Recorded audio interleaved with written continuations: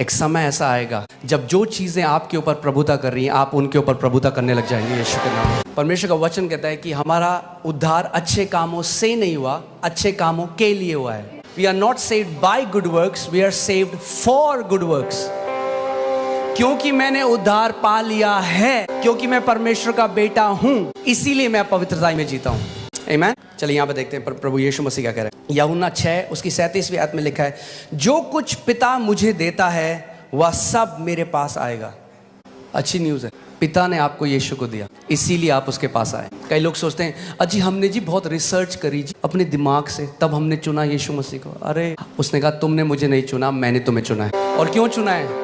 कि बस तुम्हें स्वर्ग ले जाऊं? नहीं, कि ताकि तुम बहुत सा फल लाके आओ, तुम्हारा जीवन फलों से भरा हुआ हो। आमीन। जो कुछ पिता मुझे देता है वह सब मेरे पास आएगा, और जो कोई मेरे पास आएगा मैं उसे कभी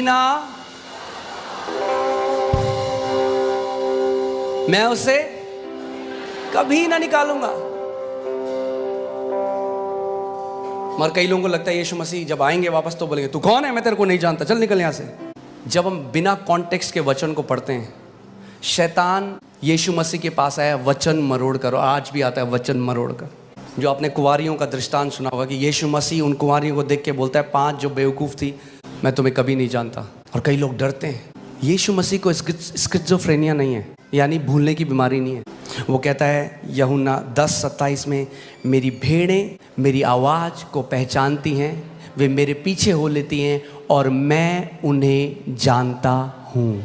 आप समझिए, मैं आपसे मिला, आपको हम एक दूसरे को अच्छे से जानते हैं, और फिर एक जगह मैं कह दूं सब लोग ये कौन है, मैं तो इसको नहीं जानता, क्या मैं झूठा ठहरूंगा कि नहीं? वो ये नहीं कह सकता कि मैं अपनी भेड़ों को जानता हूं और फिर आदमी कहते हैं ये कौन, तो मैं जानता ही नहीं हूं कौन है। हमें समझना है कि क्या वचन कह रहा है। दृष्टांत के अंदर भेद है जो आत्मा से ही समझ सकता है। जब एक धार्मिक मनुष्य उसको पढ़ेगा तो फिर स्वर्ग और नरक के बारे में बना देगा।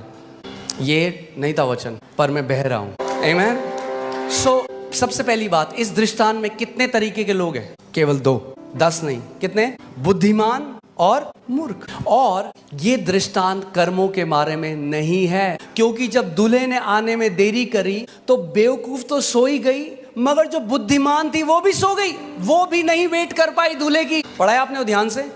ये क्या दर्शाता है? दोनों नहीं वेट कर पाए। मगर वो दृष्टांत जो है वो एक चीज दोनों को अलग करती थी, वो था तेल। क्या था?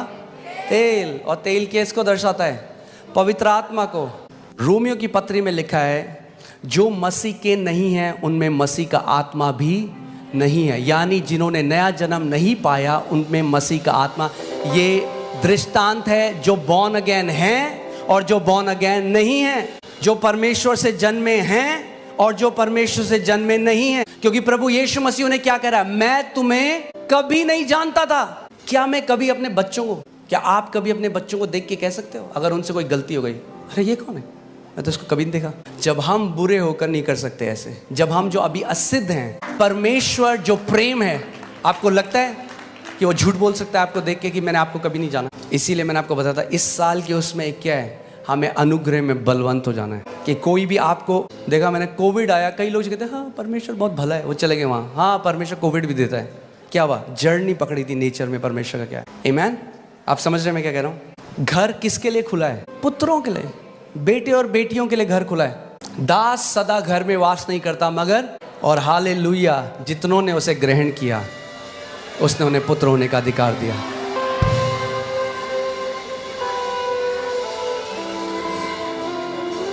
जब कभी शैतान आपके मन में डाउट करे, याद रखना God's grip is tight on मी।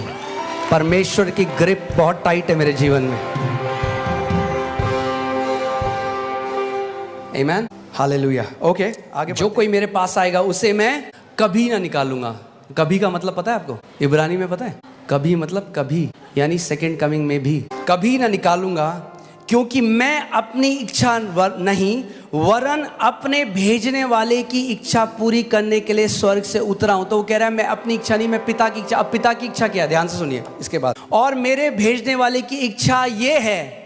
क्या है मेरे भेजने वाले की इच्छा? ये है कि जो कुछ उसने दिया है उसमें से मैं कुछ ना खोऊं।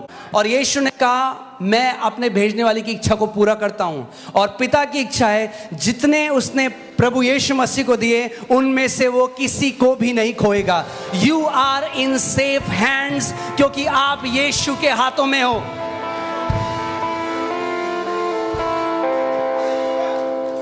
आप बोल्डली इस बात को कन्फेस कर सकते हो, मेरी इटर्निटी सिक्योर है मेरे कर्मों की वजह से नहीं, उस बलिदान की वजह से, उस लहू की वजह से, और पवित्र आत्मा की सील जो परमेश्वर ने लगा दी है। आमीन। अगर आप सोचें अच्छा मतलब आप कह रहे हो मतलब कैसा भी जीवन जियो, मतलब आप पुत्र ऐसे नहीं सोचते। जिस दिन आप परमेश्वर के साथ चलने लग जाओगे, पुत्र अपने पिता की महिमा करना चाहते हैं। अब हम क्यों हम एक सही जीवन जिए? इसलिए कि नहीं जिएंगे तो परमेश्वर हमें नरक भेज देगा? नहीं, इसलिए कि अब हम प्रभु यीशु मसीह को रिप्रेजेंट करते हैं, अपने पिता को रिप्रेजेंट करते हैं। हमारा फियर अब नरक नहीं है, हमारा फियर पता है, हम अपने पिता के दिल को नहीं दुखाना चाहिए। We don't want to grieve his heart. आग नहीं है, उसका दिल है, and to bring him glory and honour. आमीन। गलातियों 3:26, क्योंकि तुम सब उस विश्वास के द्वारा जो मसीह यीशु पर है क्या हो? परमेश्वर की संतान हो। क्योंकि तुम सब उस विश्वास के द्वारा, कैसे बने हम मसीह यीशु की परमेश्वर की संतान? विश्वास के द्वारा जो हमने मसीह यीशु पर किया। हालेलुया। याद रखना, परमेश्वर की कह रहा मैं नहीं छोड़ूंगा, ना तुझे कभी छोड़ूंगा, ना कभी त्यागूंगा। पतरस ने तो 3 बार इनकार कर दिया था उसका, उसने तब भी नहीं छोड़ा पतरस को। आपको लगता है आपको छोड़ देगा? कभी नहीं। इतना बड़ा बलिदान उसने दिया हम लोगों के लिए। क्यों अब हमें ऐसा जीवन नहीं जीना जो पाप में है? क्योंकि वो हमारे पिता को महिमा नहीं देता, क्योंकि वो उसके दिल को ग्रीव करता है। बाइबल बताती है अब पुत्रों के लिए जिनके पास पवित्र आत्मा है, पवित्र आत्मा को ग्रीव मत करो, शोकित मत करो।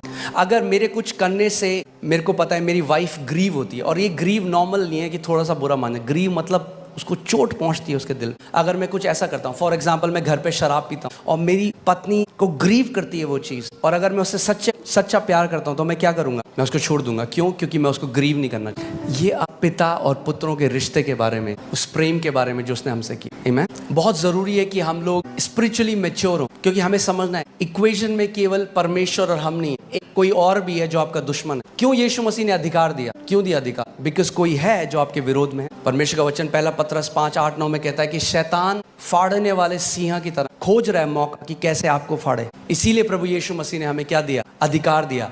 मगर आप अधिकार में नहीं चल सकते अगर आप स्पिरिचुअली मैच्योर ना हो, अगर आप आत्मिक रीति से बढ़े ना, अगर आप एक बच्चे बन के रहें। देखो बाइबल क्या कहती है, 8वीं आयत लगाइए, सचेत रहो और जागते रहो, क्योंकि तुम्हारा विरोधी शैतान गरजने वाले सिंह की नाई इस खोज में रहता है कि किसको फाड़ खाए। आपका पिता आपकी तरफ है, आपकी भलाई चाहता है, मगर कोई और है जो आपको नाश करना चाहता है। इसीलिए हमें स्पिरिचुअली मैच्योर होना है, इसीलिए हमें प्रार्थना में जीवन जीना है, इसीलिए हमें हमारी फास्टिंग एक लाइफस्टाइल होनी चाहिए। क्यों? क्योंकि हम इस शरीर में परमेश्वर से ब्राउनी पॉइंट पाने के लिए नहीं कि परमेश्वर मुझे और कुछ मिला, उसने पहली मिरास दे दिया, मगर आप अपने अधिकार में बढ़ सके।